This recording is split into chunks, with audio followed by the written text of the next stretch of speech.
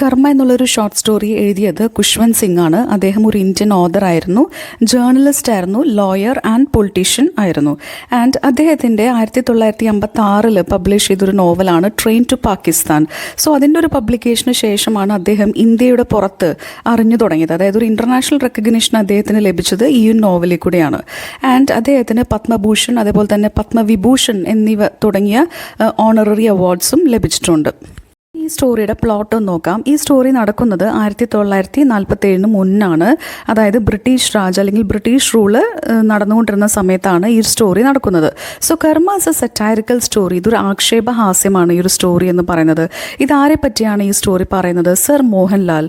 അദ്ദേഹം 5 വർഷം ഓക്സ്ഫോർഡ് യൂണിവേഴ്സിറ്റിയിൽ പഠിച്ച ഒരു ഇന്ത്യക്കാരനാണ്. സോ അതുകൊണ്ട് തന്നെ he is proud of his English manners and culture. അദ്ദേഹത്തിന് തൻ്റെ ഇംഗ്ലീഷ് മാനേഴ്സും അല്ലെങ്കിൽ ഇംഗ്ലീഷ് കൾച്ചറും ഒക്കെ നന്നായി അറിയാം എന്നുള്ളൊരു കാര്യത്തിൽ വളരെയധികം അദ്ദേഹം പ്രൗഡായിരുന്നു. പ്രൗഡിനേക്കാളും കൂടുതൽ അദ്ദേഹം വളരെയധികം അഹങ്കാരമായിരുന്നു. അദ്ദേഹത്തിന് ഇതെല്ലാം അറിയാം എന്നുള്ളൊരു അഹങ്കാരം അദ്ദേഹത്തിന് ഉണ്ടായിരുന്നു. സോ അതുകൊണ്ട് തന്നെ he looks down upon Indian people and it's culture. അതുകൊണ്ട് തന്നെ ഇന്ത്യൻ കൾച്ചറിനോടും ഇന്ത്യൻ പീപ്പിൾ അല്ലെങ്കിൽ ഇന്ത്യക്കാരോടും അദ്ദേഹത്തിന് വളരെ പുച്ഛമായിരുന്നു. ഇനി അദ്ദേഹത്തിൻ്റെ ഭാര്യയെക്കുറിച്ച് പറയുകയാണെങ്കിൽ his wife Lakshmi very much Indian in terms of her appearance and manners. അതായത് അപ്പിയറൻസിലും അതേപോലെ തന്നെ മാനേഴ്സിലും വളരെ ഇന്ത്യക്കാരിയായിട്ടുള്ള അല്ലെങ്കിൽ വളരെ ഒരു വില്ലേജ് ബ്രോട്ടപ്പ് ആയിട്ടുള്ള ഒരു ഭാര്യയാണ് ലക്ഷ്മി എന്ന് പറയുന്നത്. സോ ഈ സ്റ്റോറി എന്തിനെ പറ്റിയാണ് പറയുന്നത്? അതായത് എങ്ങനെയാണോ താൻ അഡ്മയർ ചെയ്യുന്ന ഇംഗ്ലീഷ് ആളുകൾ തന്നെ മോഹൻലാലിനെ അല്ലെങ്കിൽ സർ മോഹൻലാലിനെ ഹ്യൂമിലേറ്റ് ചെയ്യുന്നതാണ് നമ്മൾ കാണുന്നത്, അല്ലെങ്കിൽ ഇൻസൾട്ട് ചെയ്യുന്നതാണ് കാണുന്നത്. സോ അദ്ദേഹം ചെയ്യുന്ന പ്രവൃത്തിക്ക് അദ്ദേഹത്തിന് ഇൻസ്റ്റൻ്റ് ആയിട്ടുള്ള അല്ലെങ്കിൽ ആ തൽക്ഷണം കിട്ടുന്ന ഒരു കർമ്മ, അതിനെക്കുറിച്ചാണ് ഈ സ്റ്റോറി പറയുന്നത്. മോഹൻലാൽ എന്നുള്ളൊരു ക്യാരക്ടറിനെ കുറിച്ച് നമുക്ക് നോക്കാം.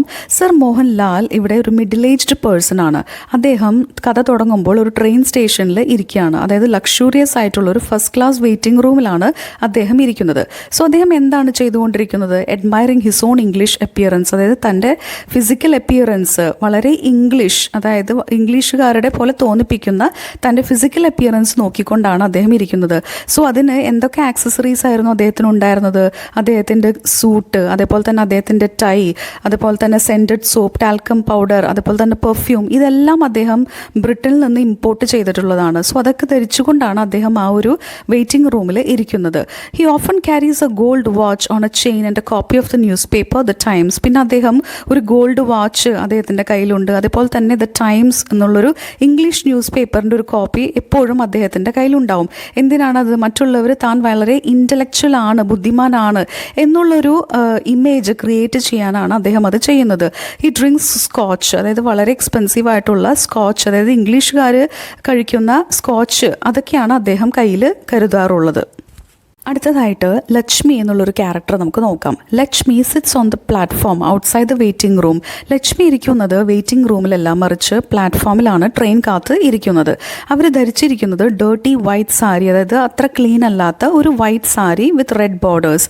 അവർ വെറ്റില ചവച്ചുകൊണ്ടാണ് പ്ലാറ്റ്ഫോമിൽ ഇരിക്കുന്നത്. അവർ ഉയരം കുറഞ്ഞ് തടിച്ച് ഒരു 40കളിൽ പ്രായമായിട്ടുള്ളൊരു സ്ത്രീയാണ്. And she has worn diamond nose ring. ഡയമണ്ടിൻ്റെ ഒരു നോസ് റിംഗ് ധരിച്ചിട്ടുണ്ട്. അതേപോലെ തന്നെ കുറച്ച് സ്വർണ്ണവളകളും അവർ ധരിച്ചിട്ടുണ്ട്.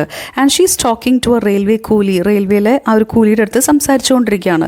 And she is suppose to travel in a zenana. അവരെ എങ്ങനെയാണ് ട്രാവൽ ചെയ്യുന്നത്? തൻ്റെ ഭർത്താവിനെ പോലെ ഫസ്റ്റ് ക്ലാസ്സിലല്ല ട്രാവൽ ചെയ്യുന്നത്, പക്ഷേ കമ്പാർട്ട്മെൻറ്റ് ഫോർ വിമൻ, സെനാന എന്ന് പറഞ്ഞാൽ സ്ത്രീകൾക്കുള്ള കമ്പാർട്ട്മെൻ്റ് ആണ്. സോ അതിലാണ് അവർ സഞ്ചരിക്കാൻ പോകുന്നത്.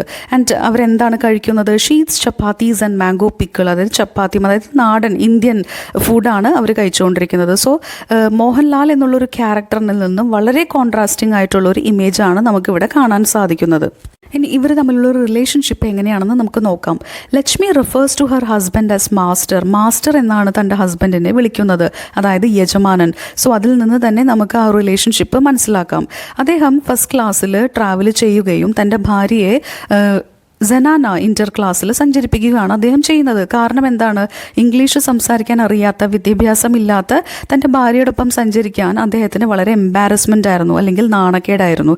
And Mohanlal never spends time with a wife, അതായത് ഭാര്യയോടൊപ്പം ഒട്ടും സമയം ചെലവഴിക്കാറില്ലായിരുന്നു. അതുമാത്രമല്ല, അദ്ദേഹം താമസിച്ചിരുന്നത് അപ്പർ ഫ്ലോറിലാണ്, അതായത് മുകളിലത്തെ നിലയിലാണ് അദ്ദേഹം താമസിച്ചിരുന്നത്. ഭാര്യ ആവട്ടെ ഗ്രൗണ്ട് ഫ്ലോറിലും. സോ അതാണ് അവർ തമ്മിലുള്ള റിലേഷൻഷിപ്പ്, വളരെ ഡിസ്റ്റൻ്റ് ആയിട്ടുള്ള റിലേഷൻഷിപ്പാണ്. And he visits her at night, വല്ലപ്പോഴും അദ്ദേഹം നൈറ്റിൽ ഭാര്യയെ വിസിറ്റ് ചെയ്യാറുണ്ട്. ആൻഡ് ഗിവ് ഓർഡർ ചെയ്യുകയാണ് ചെയ്യുന്നത്. ആൻഡ് ഇൻ ആംഗ്ലിസൈസ്ഡ് ഹിന്ദുസ്ഥാനി, എന്ത് ഭാഷയാണ്? അതായത് ഇംഗ്ലീഷ് ചുവയുള്ള ഹിന്ദിയിലാണ് അദ്ദേഹം സംസാരിക്കുന്നത്. And she obeyed him with passive resignation, അതായത് വളരെ അനുസരണയോടുകൂടി, ഒരു പരാതിയുമില്ലാതെ അതായത് ലക്ഷ്മി അവരുടെ ഭർത്താവിനെ അനുസരിക്കുകയായിരുന്നു. ഇനി ട്രെയിനിൻ്റെ ഉള്ളിൽ എന്താണ് നടന്നത് എന്ന് നമുക്ക് നോക്കാം. Mohanlal was Elon in his first class compartment. അങ്ങനെ കമ്പാർട്ട്മെൻറ്റിൽ കയറി, ട്രെയിനിൽ കയറി അദ്ദേഹം അവിടെ ഒറ്റയ്ക്കായിരുന്നു. സോ അദ്ദേഹം ആരെയാണ് പ്രതീക്ഷിച്ചിരുന്നത്? ഇംഗ്ലീഷുകാരെയാണ് അദ്ദേഹം പ്രതീക്ഷിച്ചിരുന്നത്. കാരണം ഫസ്റ്റ് ക്ലാസ്സിൽ കൂടുതലായിട്ടും ഇംഗ്ലീഷുകാരാണ് വരാറുള്ളത്. സോ എന്തിനാണ് അദ്ദേഹം ഈ ഇംഗ്ലീഷുകാരെ പ്രതീക്ഷിച്ചത്? So that he can Impress dum with his English. തൻ്റെ ഓക്സ്ഫോർഡ് ഇംഗ്ലീഷ് പറഞ്ഞ് അവരെ ഇംപ്രസ് ചെയ്യാമെന്നാണ് അദ്ദേഹം കരുതിയിരുന്നത്. കാരണം മോഹൻലാൽ എപ്പോഴും വിചാരിച്ചിരുന്നത് താനും ഒരു ഇംഗ്ലീഷുകാരനാണ് എന്നാണ് വിചാരിച്ചിരുന്നത്. യൂഷ്വലി അദ്ദേഹം എന്താണ് ചെയ്യാറ്? ഇംഗ്ലീഷ് ന്യൂസ് പേപ്പർ പുറത്തെടുക്കുകയും അതിങ്ങനെ ഷോ ഓഫ് ചെയ്യും. തനിക്ക് ഇംഗ്ലീഷിൽ പ്രാവീണ്യമുണ്ട് എന്നുള്ളത് ഷോ ഓഫ് ചെയ്യും ഇംഗ്ലീഷുകാരുടെ മുമ്പിൽ. അതുമാത്രമല്ല, സ്കോച്ച് ഓർഡർ ചെയ്യുകയും തൻ്റെ സ്റ്റാൻഡേർഡുകൾ വളരെ ഉയർന്നതാണെന്ന് കാണിക്കുകയും ഒക്കെ ചെയ്യാറുണ്ട്. ആൻഡ് തൻ്റെ ഇമ്പോർട്ടഡ് ആയിട്ടുള്ള, അതായത് ബ്രിട്ടനിൽ നിന്ന് ഇമ്പോർട്ട് ചെയ്തിട്ടുള്ള ആക്സസറീസ് ഇങ്ങനെ ഷോ ഓഫ് ചെയ്യുക, ഇതൊക്കെയാണ് അദ്ദേഹത്തിൻ്റെ ഒരു രീതി എന്ന് പറയുന്നത്. അദ്ദേഹം അങ്ങനെ എക്സ്പെക്ട് ചെയ്ത സമയത്ത് 2 ബ്രിട്ടീഷ് സോൾജിയേഴ്സ് കമ്പാർട്ട്മെൻറ്റിലേക്ക് വരികയാണ്. And he fell so happy, അദ്ദേഹത്തിന് വളരെയധികം സന്തോഷമാവുകയാണ്. ജിം ആൻഡ് ബിൽ എന്ന പേരായിട്ടുള്ള 2 ബ്രിട്ടീഷ് സോൾജിയേഴ്സ് ആണ് ആ കമ്പാർട്ട്മെൻറ്റിലേക്ക് വന്നത്. അവർ ഡ്രങ്ക് ആയിരുന്നു, കുടിച്ചിട്ടുണ്ടായിരുന്നു. And one of them call Mohanlal nigger. അതിലൊരാൾ മോഹൻലാലിനെ നിഗർ എന്ന് പറഞ്ഞു, അതായത് നീഗ്രോ, കറുത്ത വർഗ്ഗക്കാരൻ എന്നുള്ള രീതിയിൽ അദ്ദേഹത്തിനെ ഹ്യൂമിലേറ്റ് ചെയ്തു. And ordered him to get out of the കമ്പാർട്ട്മെൻറ്റിൽ നിന്ന് പുറത്തു പോകാനും അദ്ദേഹം ഓർഡർ ചെയ്യുകയാണ് ഈ സോൾജർ. ഈ protested with his Oxford English, തൻ്റെ ഓക്സ്ഫോർഡ് ഇംഗ്ലീഷ് ഉപയോഗിച്ചുകൊണ്ട് കുറേ പ്രതിഷേധിക്കാൻ മോഹൻലാൽ നോക്കി. But the soldiers didn't listen. പക്ഷേ ഇതിലൊന്നും സോൾജേഴ്സ് ഈ ഒരു പ്രൊട്ടസ്റ്റ് ഒന്നും അവർ കേട്ടില്ല.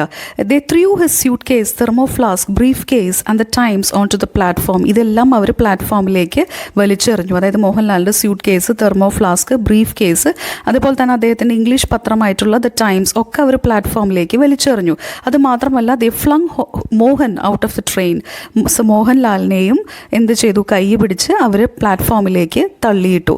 The train sped away taking only Lakshmi. So Lakshmi ഇതൊന്നും അറിയാതെ ആ ട്രെയിനിൽ ട്രാവൽ ചെയ്തുകൊണ്ടിരുന്നു. സോ കഥയുടെ അവസാനം എന്താണ് സംഭവിക്കുന്നത്? മോഹൻലാലിൻ്റെ ഒരു ഫേക്ക് ഐഡൻറ്റിറ്റിയാണ് ഇവിടെ അഴിഞ്ഞു വീഴുന്നത്. സോ ഇംഗ്ലീഷുകാരെ എന്താണ് നോട്ടീസ് ചെയ്തത്? മോഹൻലാലിൻ്റെ സ്കിൻ കളറാണ് അവർ നോട്ടീസ് ചെയ്തത്. അല്ലാതെ ഇമ്പോർട്ടഡ് ആയിട്ടുള്ള അദ്ദേഹത്തിൻ്റെ ടൈയോ സൂട്ടോ ഒന്നും അവർ ശ്രദ്ധിച്ചില്ല. സോ ഇവിടെയാണ് കർമ്മ എന്നുള്ളൊരു ടൈറ്റിൽ ഓഫ് ദി സ്റ്റോറിക്ക് റെലവൻസ് വരുന്നത്, ഇമ്പോർട്ടൻസ് വരുന്നത്. മോഹൻലാലിന് എപ്പോഴും തൻ്റെ ഇന്ത്യൻ റൂട്ട്സിനോട് പുച്ഛമായിരുന്നു. മാത്രമല്ല, ഇംഗ്ലീഷ് വേസ് എപ്പോഴും അദ്ദേഹം അനുകരിക്കാൻ ശ്രമിക്കാറുണ്ട്.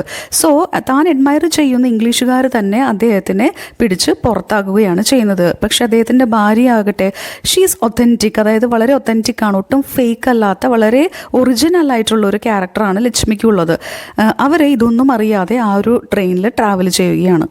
ഇനി കർമ്മ എന്നുള്ളൊരു ടൈറ്റിലിൻ്റെ അർത്ഥം നോക്കാം. കർമ്മ മീൻസ് പോയറ്റിക് ജസ്റ്റിസ്, അതായത് കാവ്യനീതി എന്നാണ് മലയാളത്തിൽ ഇതിനെ പറയുന്നത്. എന്താണ് അതിൻ്റെ അർത്ഥം? Which means your fate is dependent on the actions U perform. അതായത് നമ്മൾ ചെയ്യുന്ന പ്രവൃത്തിക്ക് അനുസരിച്ചിരിക്കും നമ്മളുടെ വിധി അല്ലെങ്കിൽ ഫേറ്റ് എന്നാണ് കർമ്മ കൊണ്ട് ഉദ്ദേശിക്കുന്നത്. ഇവിടെ നമുക്ക് കാണാം മോഹൻലാൽ അദ്ദേഹത്തിൻ്റെ ഭാര്യയെ ഒരു സെർവൻറ്റ് പോലെയാണ് കാണുന്നത്. അതുമാത്രമല്ല, വളരെ പുച്ഛത്തോടെയാണ് നോക്കി കാണുന്നത്. പക്ഷേ അദ്ദേഹം ആരെയാണോ അഡ്മയർ ചെയ്തത്, അല്ലെങ്കിൽ ആർക്ക് വേണ്ടിയിട്ടാണോ തൻ്റെ പേഴ്സണാലിറ്റി ഫേക്ക് ചെയ്തത്, അതേ ഇംഗ്ലീഷുകാർ തന്നെ അദ്ദേഹത്തെ പുറത്താക്കുകയും ഇൻസൾട്ട് ചെയ്യുകയാണ്. ഇതാണ് നമ്മൾ കാണുന്നത്. So whereas his wife faces good karma. ഭാര്യയ്ക്കാകട്ടെ നല്ല കർമ്മയാണ് അവർ ഫേസ് ചെയ്യുന്നത്. കാരണം അവർ വളരെ പീസ്ഫുള്ളായിട്ട് ട്രാവൽ ചെയ്യുകയാണ്. അവസാനം, ആ കഥയുടെ അവസാനം, അവർ വെറ്റില ചവച്ച് തുപ്പുന്ന ഒരു സീനുണ്ട്. സോ ഇത് സിംബലൈസ് ചെയ്യുന്നത് എന്തിനെയാണ്?